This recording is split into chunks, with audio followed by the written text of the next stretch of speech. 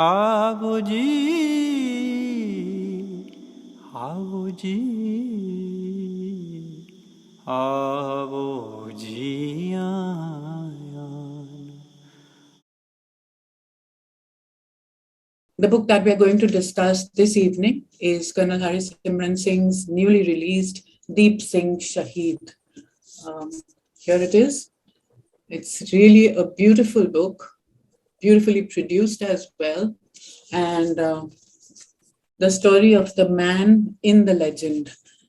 I mean, each time that you go to Harmandir Sahib, I know that my kids always used to ask when they were little about the story, and then we'd stand around and talk about it once again, because it almost seemed like a myth, because was this really a person who fought like that, holding his head in his hand? I mean, it always seemed like a miracle for somebody to be able to do that. Today we have the person behind this legend. And thank you very much, Harisimran, for having done the book and to have brought out this person as a person. To engage him in conversation, we have with us foreign reader Rana China and Dr. Iqbal Judge. I'm not going to introduce everybody else, but we have Renuka Chatterjee, who is Vice President Publishing at Speaking Tiger. They published the book, and I'd like to request her to please introduce us to the speakers and also tell us a little bit about the book, maybe its publishing history. Thanks, Renuka, for being here today with us. Over to you now. Thank you, Preeti. This is my first ever Maja House event. So thank you, Preeti, for inviting me. And it makes me especially proud that the occasion is this particular book, Deep Singh Shaheed, The Man in the Legend. Deep Singh is one of the foremost cultural icons of all time in the Punjab, a hero of Sikh history who transcends religious boundaries to resonate with Sikhs and non-Sikhs alike. An icon indeed, who is much needed in the troubled times in which we are now living. The book is the first detailed biography of Deep Singh, based on many years of painstaking research by the author Harisimran Singh, who retired in the rank of colonel after 31 years in the Indian Army. An alumnus of the Lawrence School, Sudan, he read war studies for an MA at King's College in London, while on a sabbatical from the army. Harisimran studied Persian, Punjabi, and English sources alongside genealogical records, oral traditions, and a thorough battlefield study to give us this riveting account of the life and times of Deep Singh as the quintessential sant-sipahi, the unofficial patron-saint of courage and resolve, and an embodiment of Khalsa Ideology. He also seeks to answer several questions about the legend of Deep Singh. Why does the story of Deep Singh continue to hold spellbound generations after generations? Often portrayed with his head in one hand and a broadsword in the other, is Deep Singh more a myth than a reality? To discuss these questions and more, joining us today are Iqbal Judge and Rana Pratap Singh China. Iqbal Judge has an enduring passion for learning and teaching. Since her retirement in 2018 as head of the Department of English at the Postgraduate Government College for Girls, she is occupied in doing honorary teaching online. Her other interests include ELT, critical thinking pedagogy, and teaching the underprivileged. Rana Tej Pratap Singh China is a writer, military historian, and a veteran of the Indian Air Force.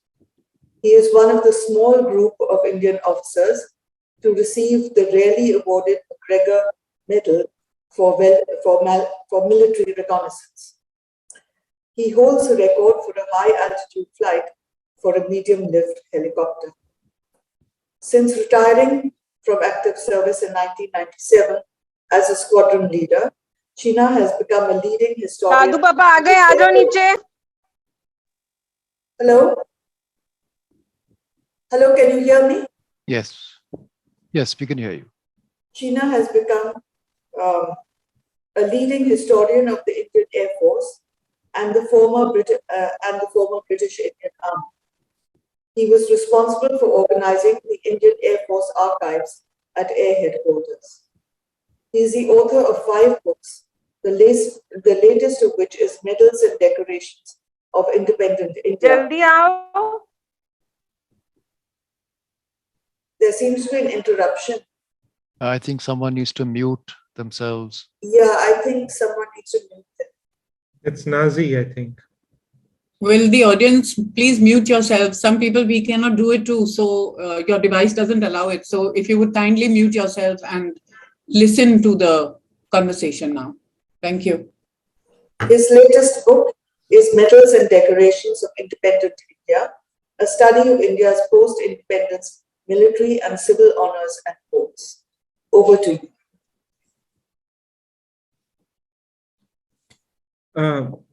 Thank you, Renuka. That was very kind of you. I'm delighted to be here, and on behalf of myself and my fellow panelists, I'd like to extend our gratitude and our thanks to Maja House for giving us this opportunity to discuss this excellent book. And before the panel began, the author and I, we were briefly discussing certain aspects of it. And from a military point of view, as a military historian's point of view, it is truly fascinating, not just as a study into a very vital aspect of Sikh military history and Sikh religious history, for that matter, religious and political, because Baba Deep Singh is one of those rare individuals that his life covers a very, very broad spectrum. He was responsible for establishing not just a missile, but a seminary, and also he was one of the people who was entrusted with this very, very important task by none other than the 10th Guru himself. So, it's a fascinating subject, and I don't want to go on too long, at great length about it at the moment. I think it would be in the fitness of things if we requested first the author to give us a brief background to how he went about, how he came to this topic, and then how he went about researching it, and his journey in putting it all together. And after that, sir, then I'll request Professor Judge to maybe speak to us a little bit, or engage perhaps with you and the audience a little bit about the literary and the religious aspects of the book. And I'll follow up towards the end. We can have a brief discussion on the military aspects of this battle. So over to you, sir. Right. Good evening, everyone. Thank you very much for being here. My sincere gratitude to Preeti ji and to Renuka ji for hosting this. I am truly privileged. In fact, I think I'll begin with an anecdote. We've heard of George Bernard Shaw. We've heard of a lady who once sent her manuscript for endorsement to George Bernard Shaw. And she very cleverly stuck together a few pages so that she could check if he'd read them, read the book, the MS when it comes back. So in about a week, George Bernard Shaw returned it. And those pages were still stuck. So she wrote back to him and said, "Hey, you're a great writer, and you haven't read my book, my manuscript." So he says, "Ma'am, I don't have to eat the entire egg once I know it's rotten." So I'm very grateful, because I sent just the first 3 or 4 pages of my manuscript to Preeti ji. And then she shared that with Renuka ji, and they very kindly accepted the manuscript. My sincere gratitude. I would say that they have the genius of George Bernard Shaw in being able to spot a manuscript that perhaps has some promise for publication. Thank you once again. As far as the journey is concerned, I'm not able to recollect as to when the idea germinated in my mind as to this book should be written or not, or when. I can't remember. But when we look around us in the Punjab, we see that Baba Deep Singh is everywhere, in stickers, in prints. His temples are they are perhaps as popular as any other temple, which is dedicated to the gurus. And I believe that the Shaheed-Ganj ranks number 2 after Harmandir Sahib in footfall, which is phenomenal, really. And I've attended some of the chupairas there, and there's no standing room there. It's so, popular. So how do we account for this fact that someone who's so popular in the Sikh psyche, in the imagination, the popular imagination, and yet there's so little written about him in mainstream history? We're not talking of folk tales, folklore, and all that. Because if you read mainstream Sikh history, you read even H.R. Gupta, his multi-volume, 5-volume history of the Sikhs, there's just very few references to him. So I thought that this is a gap that needs to be filled. And I must admit that even I was not sure as to whether Baba Deep Singh actually existed, whether he actually walked this earth. It's only when I happened to visit Hardwar, our Pandit there, the Tirth Purohit, about the 4th or 5th time, because I went to him a number of times. We couldn't find any reference to Baba Deep Singh because we'd been looking at the wrong segment in our village. He is from our village, but I was looking at the wrong segment. So when I went the next time and I asked the Pandit, I said, hey, listen, why can't we find him? Because I'm sure he's from our village. Everyone says so. I mean, there are counter claims as well. So we decided to look into another segment, and we found him there on the first page. That's when I thought, hey, this is something that has to be shared with the world. And that's when I got serious. This happened about 4 years back. That's when I really got serious about writing this. And as far as the sources are concerned, not very many sources are available. There are a few pamphlet-sized biographies of Baba Deep Singh in Punjabi, but they lack academic rigor. They're not annotated. I would single out Professor Rajas Beer's book, which is an anthology of all writings on Baba Deep Singh, but there is some academic rigor there because he has commented on some of the sources, which is, I would say, it's a good book, and I've leaned on this. I've been able to cite many verses from that book because it's a compilation of all writings, all in Punjabi, on Baba Deep Singh. And also, like I said, there are references in Ratan Singh Pangu. There are several Sakhis. There are references much more in Gyani Gyan Singh. Both these authorities have to be respected as historians because Ratan Singh Pangu's ancestors were contemporaries of Baba Deep Singh. So he would have definitely got authentic information from them. Gyani Gyan Singh did a lot of research. He spent 15 years walking all over Punjab. 1867 was his first book. 1890 was his prose. 1867 was verse. And there's lots of information on Baba Deep Singh there. So these, I think, they are fairly reliable sources. And yet, when you piece together all this information, you need fleshing out with oral history. And I firmly believe that why do we look down upon oral history? I will give you a few examples. I met this Nihang Kashmir Singh. He belongs to Chabba, which was the heart of the battlefield. And he donated about, I think, half an acre of his own land to construct a memorial shrine to 2 of the martyrs, Deep Singh and Hari Singh. So he lives there. You can meet him anytime there. And he's full of information on the battle. This is all oral history, never been documented, but I have no reason to doubt it. And I'll give you some examples now.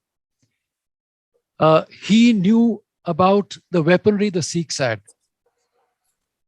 He knew about the tactics. For example, the Sikhs were the first to attack at Golwar, and they put the Afghans to flight.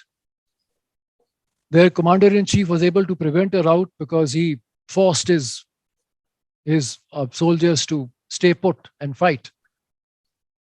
And then, just as the Sikhs had targeted the Afghan commander, they began to target Deep Singh.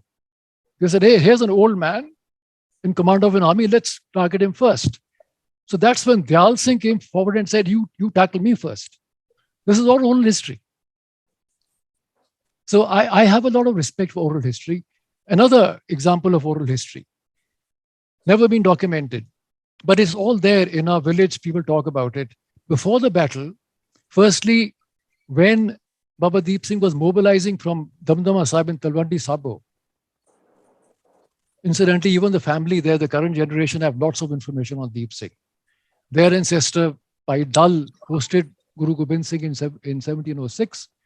They have lots of information on the shrine and on Deep Singh's 52-year tenure. So when they were leaving, when they were mobilizing from Talwandi Sabo, Baba Deep Singh told his senior-most Jathedar, Baba Naud Singh. Apparently, Baba Naud Singh's mother and Baba Deep Singh's mother were real sisters. They were cousins. So Baba Naud Singh was 95 years of age. And Baba Deep Singh said, hey, friend, you stay back. Now you're in command of the seminary. We are going. We won't come back. And Baba Naud Singh said, nothing doing. I will fight. I'll go with you. I'm not staying back. This is oral history. I have no reason to doubt it. And then before the battle, again oral history, when they were all formed up in battle order, and Baba Deep Singh is telling his cousin that, Baba, you stay on the flanks because that's where the enemy is the thinnest. And Baba Naud Singh roared back and said, no, I will fight where they are the thickest. And he died. And there is a shrine on the main road. Any of you who travel on the Taran Amritsar road will see that shrine. Very popular, 24/7 langar. And that is a shrine dedicated to Baba Naud Singh. That's where he died. And the oral history again is that he died sitting. He was totally exhausted. He killed a few. Now, this is a battle. You can see that the battle started at Golwar. And Baba Naud Singh died at Chabba, which is 5 kilometers. So he fought those 5 kilometers. It wasn't a cakewalk. Not a football field. You can't dodge your way through. This is a battlefield. So anyway, this is oral history. And I'm glad that the Lord gave me the strength and the acumen to try and put it all together. And I think that's fair enough as far as the journey is concerned. Yeah, so thank you. Unless you want me to relate that anecdote about that wild goose chase, I think, yeah, maybe I can do that because some of the people here were not there on the 8th. There's this shrine we came across, a tomb, very impressive tomb in village Chattiwind, which is again part of the erstwhile battlefield. And it is to the memory of Jamal Shah. Now, Gyani Gyan Singh records this name as one of Baba Deep Singh's adversaries. So we thought, hey, this could be the same man who fought Baba Deep Singh. So we got in touch with the caretaker. Now, the caretakers in Punjab, all Muslim shrines are being looked after by Sikhs. Interesting. No comments there. So we went up to this person. We went to her house and we asked her, hey, can you tell us something about this man? So she did some quick thinking and she thought that, hey, if I say that he fought against Baba Deep Singh, then I'm in trouble. I can't be looking after a shrine of a man who fought against the Sikhs. So she said, very clever, she said, no, he fought alongside Baba Deep Singh, which of course couldn't possibly be because I looked at the 1871 census. The first census of Punjab took place in 1871. And even then, after the Sikh Raj, all Muslims, all these villages were predominantly Muslim.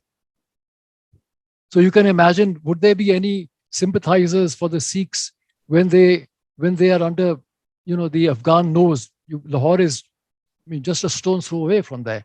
Anyway, so that didn't work. So we thought we'll try and verify this in the Urdu records, in the revenue records. So we went to the Deputy Commissioner's office, his complex in Amritsar, and we found this revenue record, the Urdu record, because in 1956, I think, Punjab switched from Urdu to Punjabi. And this very dingy, unlit, dusty room. We couldn't find the record because the records were in total disarray. And but then I learned later that this office has records only up to 1854. We were going back to 1757, so we ruled that out. It has to be somebody else and not the man we were looking for. But adjoining Tala Sahib, where Baba Deep Singh got his mortal injury, there is a 2-acre cemetery, Muslim cemetery, which is now farmland. But before it was leased out as farmland, on its western edge, there was a tomb where the local villagers, all Sikhs, would light a remembrance flame, what we call a jot, to the memory of an Afghan general that Baba Deep Singh killed, which possibly could be true. I believe it. Because 12 kilometers is the distance they covered in a battlefield, and they were able to advance. You advance in a battlefield only when you kill the enemy. So, I mean, Baba Deep Singh definitely would have killed quite a few. It was quite common in those days for the commanders to duel each other. So I thought I'll share that with you as well. Thank you very much. That's all I have to say. Thank you. Yeah. Sorry if I've taken too long. I didn't see the time. No, not at all, sir. It's fascinating. A very, the interesting thing over here, of course, is that there's so much that one doesn't know, and one has to actually pick out or sift through so much material to extract maybe fact from legend, or separate the myths from reality. And there is, I mean, certainly oral histories are recognized today. There was a time when trained historians would not accept oral testimonies, but now it's widely accepted that oral histories do have a very significant role to play as far as historiography is concerned, particularly in societies which don't have a tradition of written records. At the same time, it is incumbent upon us as historians to try and see what is embellishment and what is fact. And there is no denying the fact that there are facts in there. But we always have to view these in a slightly through a critical lens. Professor Judge, may I now request you to take the floor, please, and maybe discuss certain aspects of relating to Baba Deep Singh's religious life and of course the literary aspects of the book and his life as well. Thank you, sir. Thank you. Thank you, Preeti Gill, also for the privilege of inviting me for this interaction at Maja House, the first for me. And I think I'm going to be very much a regular from now on. So if I talk about the book, I'll be focusing more on the literary and religious aspects, as you said. Mahabali, Jiunda Shaheed, Ajit Yodha, Amar Shaheed, Brahm Gyani. Such is the awe-inspiring appellation of Deep Singh Shaheed. And while it inspires a lot of reverence and awe for a vast majority of devotees, it also provokes questions amongst those who, in the interests of rationality, are somewhat reluctant to unequivocally accept the miraculous, death-defying event of his martyrdom. I confess to being of the latter group, for the wide-eyed wonder of childhood impressions, which Preeti Gill also spoke about, of this larger-than-life, almost mythical figure, that wonderment had given way to some kind of skepticism. And so actually, when the author asked me to read the manuscript of his book, I did so with a little trepidation. But what a welcome surprise to discover that this biography has been written with the intent to avoid hagiography. Instead, to base it on extensive field and textual research, gleaning facts from a wide variety of historical and genealogical records, as well as oral narratives, as the author has just said, and so to present to us the man in the legend and not vice versa. The book was an absolutely riveting read, from start to finish, an intense, almost immersive experience. It opens with an evocative description of, and I quote, an idyllic oil on canvas pastoral. And it is this painterly quality, blended artfully with the acuity of meticulous research, that engages the reader all throughout. And of course, the poetry. The narrative is imbued all throughout with lyricism, be it in the Arcadian depiction of the plains of Punjab, or the serene cadence of the hymns from the Greek Sri Guru Granth Sahib, or even the rousing rhythms of the balladeers, which he has rendered from Persian, Arabic, and Punjabi into English. With great skill, he brings us up close to the man himself, presenting vital aspects of his personality and life that have perhaps been overshadowed by the legend, aspects that I'm convinced are crucial to understanding the spiritual moorings and ideological bedrock from which he derived his courage and resolve.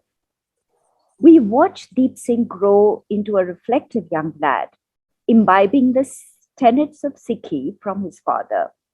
We hear his voice in snatches of meaningful conversations with his family, with his mentor, the 10th Guru, and the people he later infused with grit and determination to uphold the Khalsa ideology. Deftly weaving the threads of biographical narrative with interweaving strands of the historical context, the writer takes us along the events culminating in the final battle, viewing the incidents through the lens of critical analysis and records of the historians of that time, and then pitches us right into the thick of war cries and the deafening clanking of swords. To understand the ethos of the Khalsa ideology and its praxis, epitomized in the life and breath of Sant-Sipahi Deep Singh, to understand how, I quote, a man of character in peace becomes a man of courage in war, and to understand why millions of devotees, a majority of them Hindus, pray devotedly at his commemorative shrines. I earnestly commend this book to you.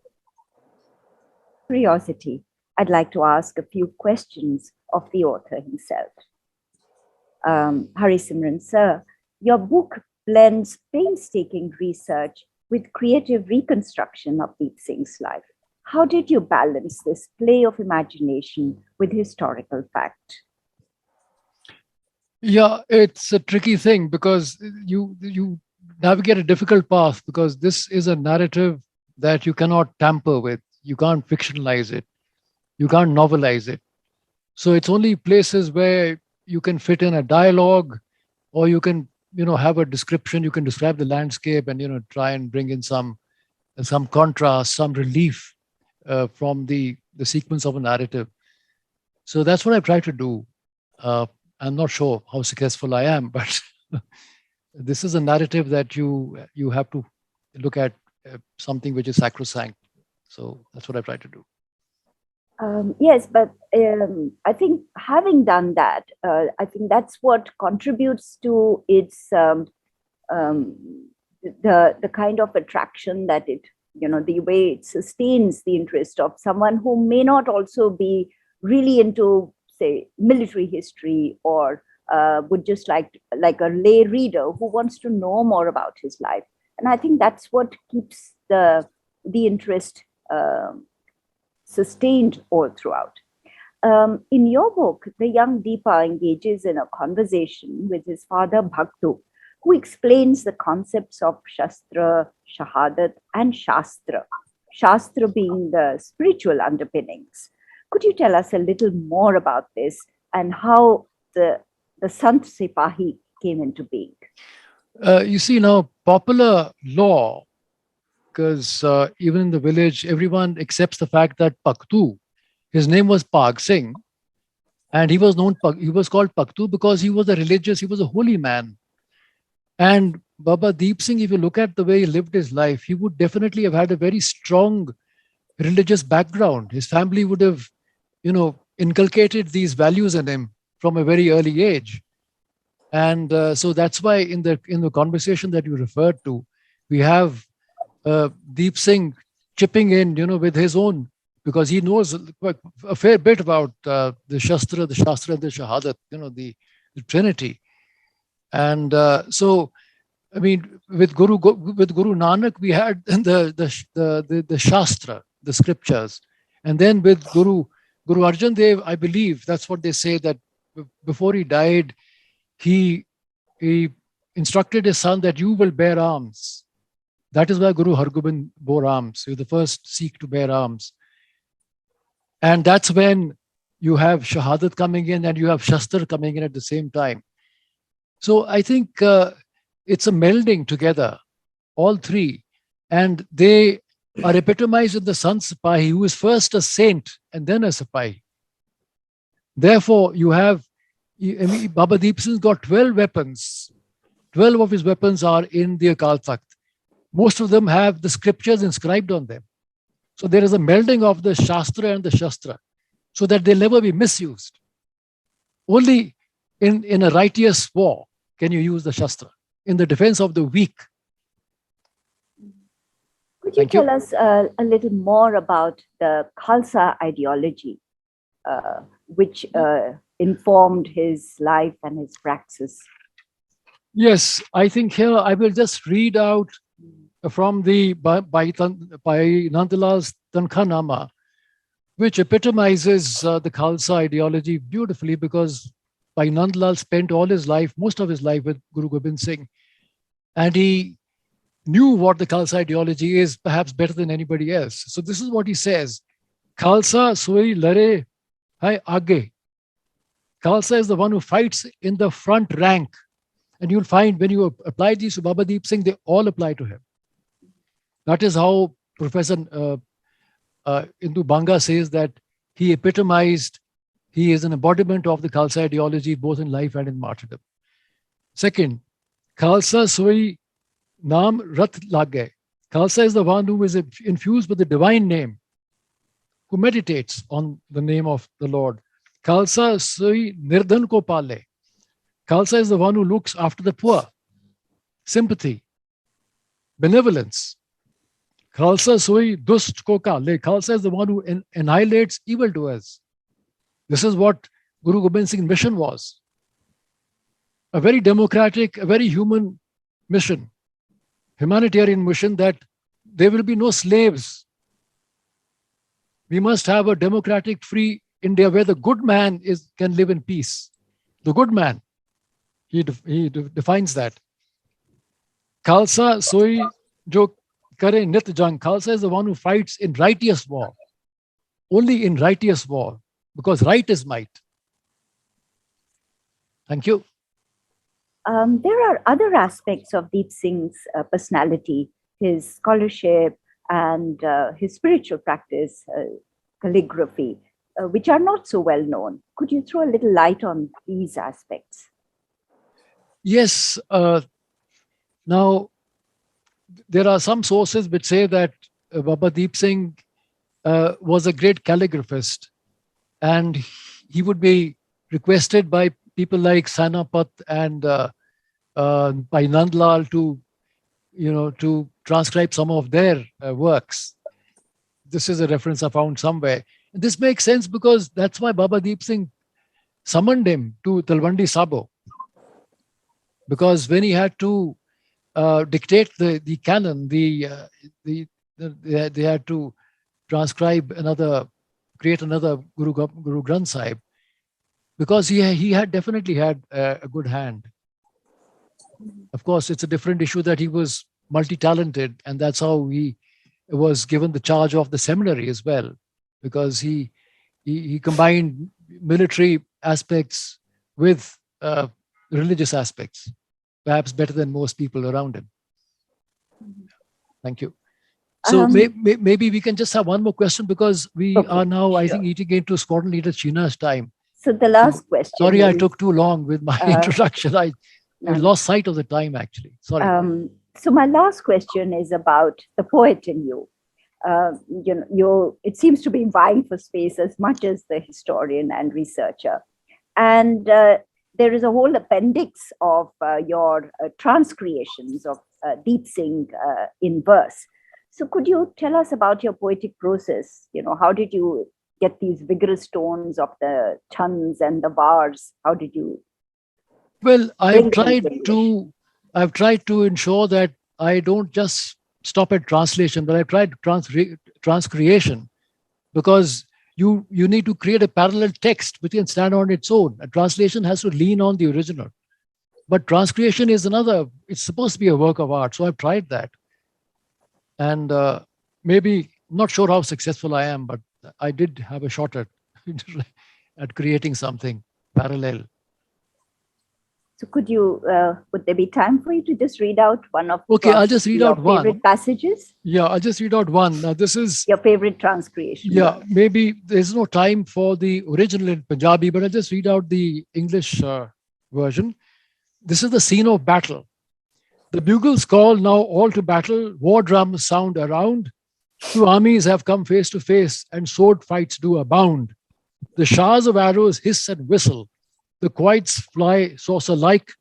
The crack of bullets smash and whack before their billets strike. The battle axe and spear together spare no one at all. Severed heads and limbs pile up wherever they do fall. The brave lie maimed in thousands here, as if the earth does quake, as crumble manners big and tall when all the earth does shake. Akin to sheaves of millet grain that farmers stack afield, the dead lie all about in heaps, much like a harvest yield. The cannons boom and shells fly past, above all sounds of war, like scores of blacksmiths hammer and tongs, true image of great Thor. High-stepping horses prance and rear before they charge ahead. Undaunted now they gallop on wherever they are led. Both armies rallied many times in sallies so intense, but neither gained the upper hand, nor could they recompense. The warriors fought with grit and pluck, but victory none could score. The bards shall to their courage sing, such paeans evermore. I'll just read out the last 4 lines from the Punjabi original one.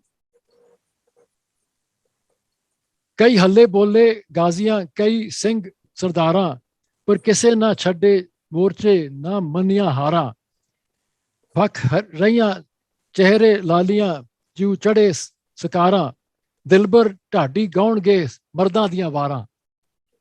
So that's the last 4 are actually a translation of that. So yeah, thank you. I'm sure everyone's going to enjoy those, especially those who are interested in poetry would love reading this book. Over to you. Thank you so much. Thank you, Professor Judge. Thank you, sir. It was a real treat and a pleasure listening to you.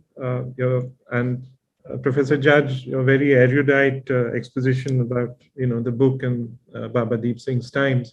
Thank you very much for that.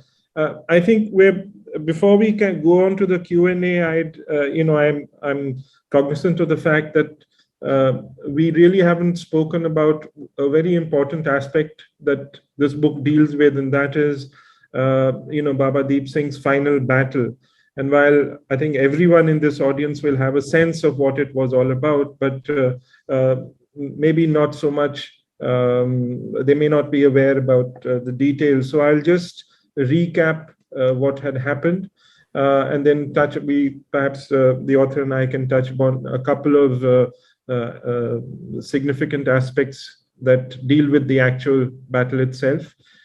So as all of you are aware, what actually leads to this final showdown is the desecration of the Harmandir Sahib by Ahmad Shah Abdali's general, a man called Jahan Khan, who was the Sipah Salar, because when Abdali went back after his invasion, he appointed his son Temur as the Subedar of Lahore, and Temur was still very young, so he left behind his commander-in-chief, a man called Jahan Khan, to assist him. And Now, one of the things with the Afghan rule was that, I mean, it wasn't a benevolent rule. They were Ahmad Shah's. He was here to plunder. He wasn't here to govern. He was not concerned about the welfare of his citizenry. One of the accounts says that he actually wasn't all that bloodthirsty either, but in a sense, he had to cater for his sardars and his army, and the way in which those feudal subsidiaries that made up the Afghan army, how they earned their living was by loot and rapine and plunder. So therefore, he just had to, let them do their thing. So what they do is, of course, on the 1st of May, they desecrate the Harmandir Sahib, they fill up the Sarovar, and they destroy the temple. And this enrages Baba Deep Singh, it enrages the Sikhs. And I think it's very appropriate in some sense that we are today talking at Majha House, because, Baba Deep Singh is the epitome, or I think one of Majha's greatest sons, if we may claim him before all else. At the time of Diwali, then they decide that they will actually celebrate this festival in the Harmandir Sahib. So on that particular day, the Sikhs get together. They set off from Taran Taran, and it's a distance of 8 kilometers. There is a place before that called Lakir Sahib, where Baba Deep Singh's he draws a line in the sand, and he says, those of you who want to, who are willing to die, cross this. Those of you who choose life, you can turn back. Nobody turns back, and they all proceed from there. The first point of contact which is made with the Afghan army is at a place called Gohalwad. Gohalwad, which is 8 kilometers from Taran Taran. This is the point where they defeat the Afghans, and they push on another 5 kilometers where the main battle, this is what I believe, is fought, which is a place called Chabba. And at Chabba, you find that they are now, the Afghans are reinforced by Altai Khan, who had been sent from who was already in the neighborhood. He was supposed to join up with the main force the night before, but he did not. And he comes late to the battle. And then the Sikhs, who had up till that point been winning against overwhelming odds, they now find that the Afghans have an upper hand, but they still continue fighting, and they fight literally to the last man. So from Chabba to Ramsar is another 6 kilometers, and then from there up to Harmandir Sahib is 1 kilometer. Now, most of what is really interesting is, and Colonel Harisimran and we've discussed this earlier, and I'm sure we will have other discussions about this subsequently, is the actual conduct of this battle. Because this battle, in those days, battles were set-piece affairs. You had the army would draw up in formation, and it was met in combat by another army. The Sikhs didn't do that, because the Sikh way of war fighting was very different. They would do what they used to call type hut, which was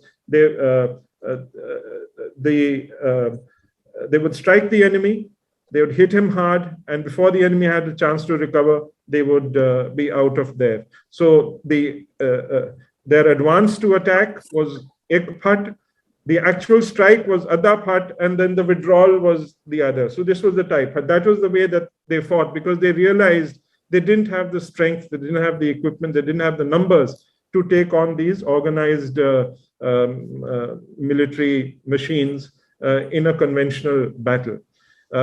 The interesting thing is that the Afghans actually were very good at this kind of warfare, but the fact that the Sikhs managed to run circles around them just goes to show that, of course, situations had changed for the Afghans, because whenever they were coming into India, they were going back laden with loot, and they had prisoners, they were carrying back women, all kinds of things. So the Sikhs were at an advantage.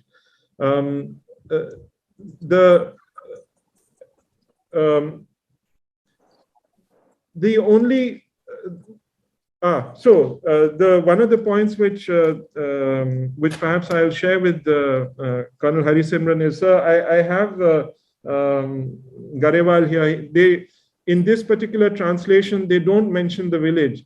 Sorry, for the rest of the audience, there is a very important eyewitness account, which is by a Muslim nobleman, a volunteer, who's part of the entourage of Mughliani Begum, who jada Mir Manu jada si Subedar Lahore da. She's his widow. And Abdali tells, when he marches out from Lahore, he passes an order. He tells them that we are declaring jihad against these Sikhs, they're a nuisance. They are massing to go and offer prayers at Harmandir Sahib. I want all of you to come. So they raise this army and they march towards Amritsar. So this chap, Tahmas Khan, Miskeen, he is the one of those chaps who volunteers, and he marches along with this army, and he's present at this battle. At that time, the Amritsar was not called Amritsar; it was called Chak Guru. So at the Battle of Chak Guru, Miskeen is the only account. Now the interesting thing is, you might, we were talking about sources. If you read Miskeen's account, it's very clear that in the initial stages of the battle, the Sikhs had the upper hand. This is not a Sikh account saying that this is a Muslim eyewitness, a soldier who's fighting the battle, who's saying that the army broke and ran. The problem was the Sikhs had surrounded them so well they couldn't run away. So they went, they tried, they had to come back. And when they came back, the commander-in-chief was so furious, he killed a number of his men with his own sword and said, don't you dare run away. And then when the reinforcements come, they managed to turn the tide of the battle. This, in very brief, is the battle or the account of the battle. Baba Deep Singh receives, possibly he's wounded twice, once at Chabba, and then he receives his final death wound at Ramsar, which is 1 kilometer away from Harmandir Sahib.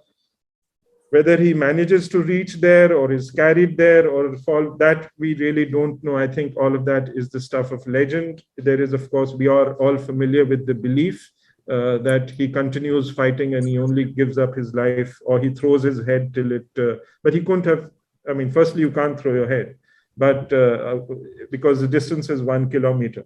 However, there is no denying the fact that Baba Deep Singh, as I made this point earlier, in common with another great son of India, which is Maharana Pratap, they fought this battle on a point of honor. And the point was that it was a right to exercise the freedom to worship. He wasn't fighting for property. He wasn't fighting for treasure. He was fighting because he took a vow. He said, "Ki main uthe jaake ye Diwali manauni hai, or I will die trying." And these thousands of other men who accompanied him and died in that process, I think that is what we all bow our head to and remember till this day. So if you have any other points, over to you. Otherwise, I've done. And I just want to thank you very much for this explanation of the background to the battle and the battle itself. Just want to highlight one thing, that when you listen to the Tadis, now their version is, of course, highly exaggerated. They say the Sikhs killed everyone and all that, and the Pathans ran away and all that. They say that the Sikhs also killed Jahan Khan, but Jahan Khan commanded an Afghan army successfully in the Battle of Panipat. It is there on record, 1761, 4 years after this battle. But the point I want to make is that here is a man, Jahan Khan, who commanded an army successfully against the Marathas, and as we know that the Marathas were routed in the Battle of Panipat, Third Battle of Panipat. But here in this battle, Jahan Khan is in command of the Afghan army and he's routed. They are put to flight, I think, which is tremendous. It speaks volumes for the courage and the tactical skill of the Sikhs. And they are in an assemblage. They're just volunteers. I thought I'll just highlight this. Thank you. Thank you, sir. I think we have some questions, because now we have another maybe 5-6 minutes so we could address some of the questions. If with your permission, should I read them out, Preeti? Or would you please. Yes. Okay. So there are a number of people who are thanking you, sir, for having brought this narrative into the public domain and recorded it for posterity. The first question is, how and when did the myth about Baba Deep Singh carrying his own severed head emerge? As a historian, how did you deal with this myth? That's one. Then the other question is, who wrote these Punjabi verses? I'm presuming is the ones that you were reading also. And then the third is, when was the memorial to Baba Deep Singh established within the Parikrama of Sri Darbar Sahib Amritsar? Maybe you can deal with these, sir. Yeah, well, the first one, the myth, Gyani Gyan Singh was the first to record this. And I know the question that's forming in everyone's mind, because the most frequently asked question about Baba Deep Singh is that people just want to know two things. One, what was the weight of his broadsword? Two, did he actually carry his head when he was decapitated? Did he fight with his khanda in one hand and the head in the other? Now, the point is that as far as the khanda is concerned, I think I'll tackle that also. I've been several times to the Akal Takht. Baba Deep Singh's khanda, which is there are 12 weapons there, and you can do the darshan after every Rairas in the evening. They display these weapons. So when you ask them, as recently as 3 or 4 days ago, when I was in Akal Takht, I asked the Granthi ji, and he happened to be a little more forthcoming than most, because most of them are evasive. He says, Keji, the 18 ser wala khanda nahinga. He's the first man to say that. And the point is because it's a normal khanda which you pick up with one hand. And there is this tendency to exaggerate and to mythicize. I will also give you another instance here. The January 2022 edition of the Hazur Sahib's Sachkhand Patrika has an article in English of Guru Gobind Singh's weapons. And that article says there are 8 weapons in Gurdwara Keshgad and Anandpur Sahib. One is a spear that weighs 25 kilograms. One is a khanda that weighs 15 kilograms. So I went to Anandpur Sahib. I went to the information center. I said, do you have these weapons? He says, Neji, Ashita Shamnu, ikko atran chokane. I said, for God's sake, write to these guys. Because somebody's going to read that 25 kilograms. He's going to make it 30. Maharana Pratap's spear in history is supposed to be 75 kilograms. So, I mean, this particular spear now, which is 25 kilograms in this is documented history, mind you, documented. It's going to be 75 in about 100 years' time. So we have to, I mean, does Guru Gobind Singh need exaggeration? Does Baba Deep Singh need exaggeration? He doesn't. Anyways, as far as the myth of the severed head is concerned, I can only answer with a counter question. That Gyani Gyan Singh, who initiated this, he's the first man to document this in his Panth Prakash, what we call Naveen Panth Prakash in 1767. He wrote 2 thick volumes about all Sikhs who, of any consequence. He's recorded their history in this. And it is only Baba Deep Singh and 2 of his comrades about which he says that they did this. They were decapitated and they fought on. So my counter question is that if we accept the circumstances of martyrdom in respect of all our martyrs, we have a whole pantheon. Very impressive. Guru Tegh Bahadur was beheaded. Pai Diyala was boiled alive. These circumstances, this is received narrative. So the counter question is, how did this myth arise? I would say there's some substance to it. I can't say any more. I wasn't there. Thank you. Yeah. So, yeah, there's another question about, I forget. Can you just... When was the memorial to Baba Deep Singh established within the Parikrama? Yeah, a very interesting question. Very interesting question. Karam Singh historian and Gyani Gyan Singh are at variance here. Karam Singh historian says that it is Baba Deep Singh who laid the foundations of that memorial. Gyani Gyan Singh says he built it. Gyani Gyan Singh gets his battle date wrong. He says it was 1764. But the I have checked in the genealogical record, it's 1757, 11th of November, confirmed date. So the point is that there were 69 bungas in the periphery of the Golden Temple. And most of these bungas related to the Sardars and the Misaldars. So this bunga was actually built as a missile bunga. I will say no more. Thank you.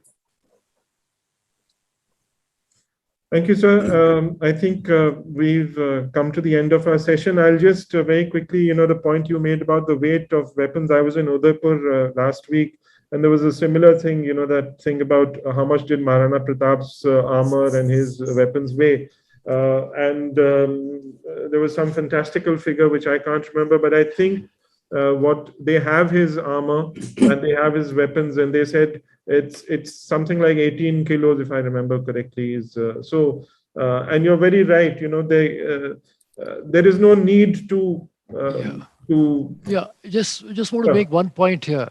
You see, when you go for this darshan or Shastra darshan at Akal Takht, they tell you that Baba Deep Singh's armor, what they call his kamar kassa, his weapons and his armor weighed sawa man kacha. Kacha ser was the unit of measure then, which is 17 kilograms, which is definitely possible. But if his entire kamar kassa is 17 kilograms, how can his khanda be 17 kilograms also? Something we need to ponder on. Because his teg, the slashing sword which is there on display in Damdama Sahib, is 1.5 kilograms. It is listed and documented. And they are honest to tell you. You ask any Granthi ji, say sawa kilo, 1.5 kilo diya. Now a man who's used to fighting with a 1.5 kilogram sword, because skill and nimbleness is as important. What are you going to do with momentum? So I will say no more. I don't want to hurt anyone's sentiments. You are free to cling on to your sentiments. Please don't be offended with whatever I say. Thank you, sir. Preeti, over to you. Yeah. Ma'am, can I just butt in with your permission? Yeah, sure. You have a question? Not a question, ma'am. Just wanted to tell my things. Right. I'm Lieutenant Colonel Sukhwant. I'm the first time joining this. Got a reference from somebody. Thank you very much for this lovely talk and the education which we have got. There are just 2 points which I just jotted down. First of one thing is the legend. What Baba Deep Singh ji, you are telling the legend. I also remember going to Harmandir Sahib and seeing the first time when I saw that Gurdwara Sahib or that Bunga, my heart poured out. And I've heard stories from my grandmother about all this, that how his head was served. Can I request you for a question, sir? What is your question, sir? So my question is not like this. My question is just how the legends are made, sir. Maybe he would have got a wound on his neck, which was deep, and maybe at that point he had died there. And slowly with the oral things which has come, it had come to that point. Yes, this is a version which is recorded by many historians. You're right, sir. Thank you. Thank you. Yes. I think Simran Sandhu wants to say something. Just keep it brief, Simran, please. Yeah, a quick question. First of all, thank you so much. It's an amazing.